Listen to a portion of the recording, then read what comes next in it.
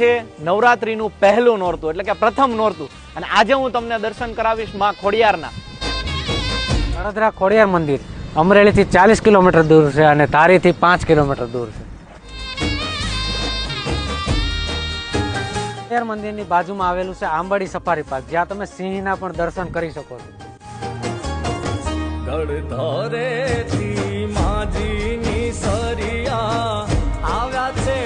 એવું માનવામાં આવે છે કે ગળદરા ખોડિયાર માતાજીનું મંદિર એ પ્રથમ સ્થાનક છે. તો આપણે કરીએ ખોડિયાર માતાજીના દર્શન.